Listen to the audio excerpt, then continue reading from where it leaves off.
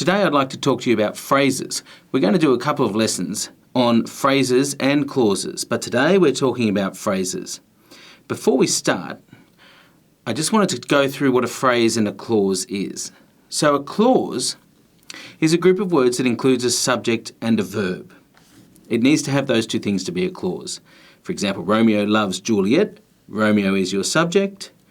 Loves is the verb to love. And Juliet is the object. It has a subject and a verb. It is a clause. It is also a sentence. A phrase, on the other hand, is a group of words that expresses an idea, but it doesn't have a subject and a verb working together within it. So it typically forms part of a clause. And a good way to think of it is this sort of, these building blocks of sentences. You've got words to start with, and then when they come together to express an idea, then they might be a phrase. But if they don't yet have a subject and a verb, they're not a clause. Once they've got all those things, they're a clause. And then all of these things come together to make up our sentences, which is why they're so important, and we're going to talk about them today.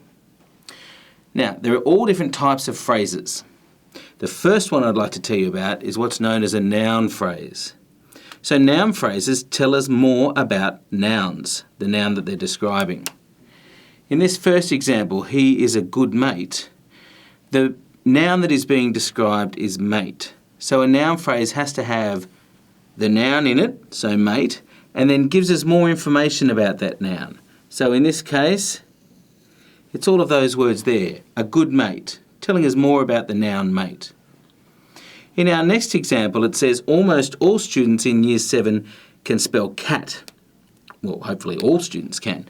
But for the sake of our sentence, the noun that we're describing is the students in Year 7. And all of these words tell us more information about that noun. So they form the noun phrase. So we've got all of this, almost all students in Year 7. They're all part of our noun phrase. If we think about adjectives, which are words that describe nouns, then an adjective phrase is one that gives us more information, fleshes out the description of that noun, but it doesn't include the noun itself, because that would be a noun phrase. So in our example here, the night was cold and dark. The adjective phrase is cold and dark, describing how the noun, night, was. In the next one, it says, the very ugly dog came towards me. So we've got a description of the dog here. We don't include the noun, which is dog, just the adjective words. So we've got the very ugly, giving us more information about the adjective describing the dog. Not just ugly, but very ugly. And then in this last example here, we've got the sentence, he's from Barcelona. So our noun is he is. Our verb is, to be.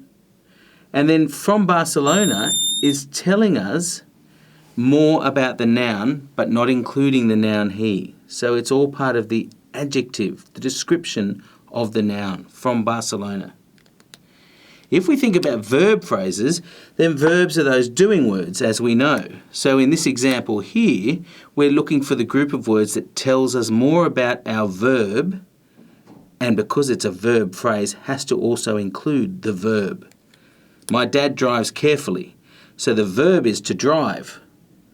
We need a group of words that includes that and tells us more about it. Well, it's a small group, but it's just these two words here. Drives carefully. And now, concentrate for this bit. If we've got an adverb phrase, we're talking about the description of the verb, but not including the verb, because that would be a verb phrase. So in this example here, my dad drives as fast as the law allows. We have got the words as fast as the law allows. They are describing the verb to drive, as fast as the law allows.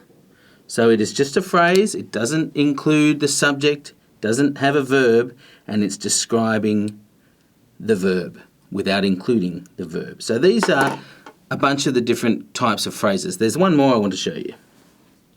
The last phrase that I'd like to tell you about is what we call a prepositional phrase. And the hint in the title is here. Prepositional phrases tell us about the position of the noun, give us more information about it. So, for example, we've got I hid under the bed. Now here we've got under, which is a preposition. All prepositional phrases start with a preposition and they usually end with the noun. Okay? So we've got I hid under the bed. The phrase in here that is telling us about where the subject hid is all these words here, under the bed. So we've got preposition and then we've got the noun ending our prepositional phrase. Preposition, noun. Let's go to the next one. We finished in first place. So we've got a preposition here, in, and then we've got the noun, first place, to say where we finished. We finished in first place, so our prepositional phrase is all of that. The last one we've got here says, I'll see you at home. And so the prepositional phrase is giving us the position of at home, as in more information about where I'll see you in this sentence. So you can see that there are lots of different ways to use phrases, as long as you remember that a clause has a subject, and these are all our subjects here, and a verb, like to hide, etc. Whereas a phrase is just that group of words expressing an idea, either giving us more information about the verb or the noun, or the position of the noun, or the adjective, or the adverb, for example. Okay, there are some worksheets for you to have a look at. Thank you.